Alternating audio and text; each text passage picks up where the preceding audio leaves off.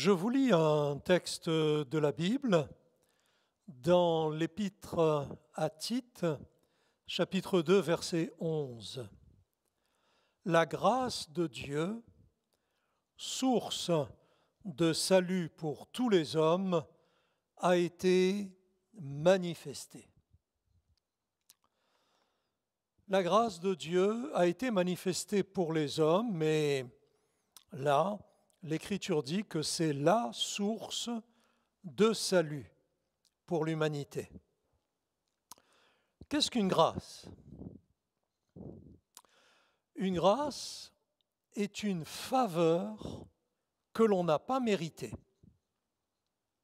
Une faveur qui nous est faite et qui nous n'était pas due, que nous n'avions pas méritée. Le meilleur exemple dans le domaine de la grâce, pour illustrer et suivre la pensée biblique, est celui du condamné à mort. Je sais, dans notre pays, la peine capitale, c'est la détention à perpétuité, mais il existe encore dans certains pays cette terrible condamnation à la suite de crimes importants, la condamnation à mort. Alors, si vous le voulez bien, ensemble, imaginons un condamné à mort dans sa cellule qui attend ce terrible jour de l'exécution. S'il est là, c'est qu'il a été arrêté pour un délit grave, un crime sans doute, qu'il a été jugé et qu'il a subi, en définitive, cette condamnation. On peut dire à ce moment qu'il n'y a plus aucun espoir pour lui. Il est condamné à mort, peut-être même déjà dans le fameux couloir de la mort, et il attend sans aucune espérance le jour fatidique. Mais voici qu'un avocat, son avocat sans doute, lui rend visite et l'informe qu'il y a une possibilité de recours auprès du premier personnage de l'État. Cela existe.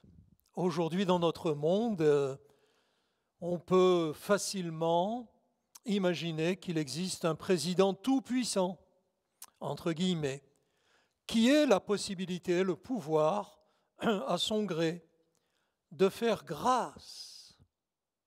Et cet avocat d'expliquer à ce condamné à mort qu'il va se rendre vers le président et présenter un recours en grâce pour obtenir que la condamnation soit annulée.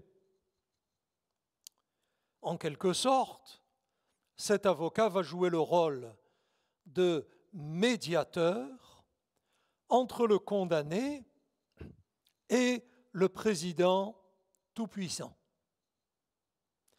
Imaginons maintenant que ce président accepte la démarche du médiateur, de l'avocat, et signe la grâce. Voici alors cet avocat qui se précipite à la prison, qui court dans les couloirs pour arriver à la cellule du condamné et qui lui annonce la bonne nouvelle. J'ai ici signé de la main du président une grâce vous concernant.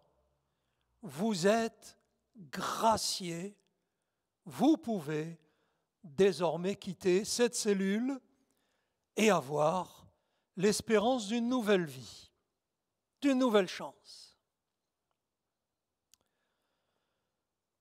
Cela illustre bien le plan de salut de Dieu dans la Bible, salut par grâce, par la seule volonté du Dieu Tout-Puissant. Je vous lis à ce sujet un texte de l'apôtre Paul dans l'Épître aux Éphésiens, où il explique que tous, de par notre nature, étions morts à cause de nos péchés, à cause de nos fautes, à cause de nos transgressions de la loi de Dieu. Mais il ajoute, Dieu qui est riche en miséricorde, à cause du grand amour dont il nous a aimés, nous qui étions morts par nos péchés, nous a rendus vivants avec Christ, c'est par grâce que vous êtes sauvés. Il poursuit en disant, car c'est bien par la grâce que vous êtes sauvés, par le moyen de la foi. Et cela ne vient pas de vous, c'est le don de Dieu. Ce n'est point par des œuvres, afin que personne ne se glorifie. Car nous sommes l'ouvrage de Dieu, ayant été créés en Jésus-Christ. Dieu, voyant la faillite de l'humanité dans le domaine moral, dans le domaine spirituel, dans le domaine de la pureté, de la sainteté, car à l'origine, nous avons été créés à l'image de Dieu. Donc nous devrions vivre purement, simplement, saintement. Mais vous et moi devons reconnaître que de différentes manières, nous avons transgressé les saintes lois de Dieu et que nous avons vécu comme nous le désirions, souvent sans Dieu ni maître, ou alors avec quelques philosophies, quelques traditions, quelques religions pratiquées lorsque nous y pensions. La Bible appelle cet état le péché, et dit que le résultat de ce péché, c'est la perdition éternelle, ce qui est résumé en un mot, l'enfer. L'enfer, c'est, au-delà de la vie terrestre, se retrouver loin de Dieu, donc loin de la source de la vie, loin de la source de la joie, loin de la source de la paix et du bonheur, et ce, pour l'éternité. Pour l'éternité. La Bible dit cela en ces termes, le salaire du péché, c'est la mort. Mais elle ajoute, mais le don de Dieu, gratuit, gracieux, c'est la vie éternelle en Jésus-Christ. Aujourd'hui encore, la grâce de Dieu est manifestée. Il y a 2000 ans, elle a été manifestée par la venue de Jésus sur la terre. Elle a été manifestée par le message de Jésus, message de pardon gratuit pour quiconque l'accepte.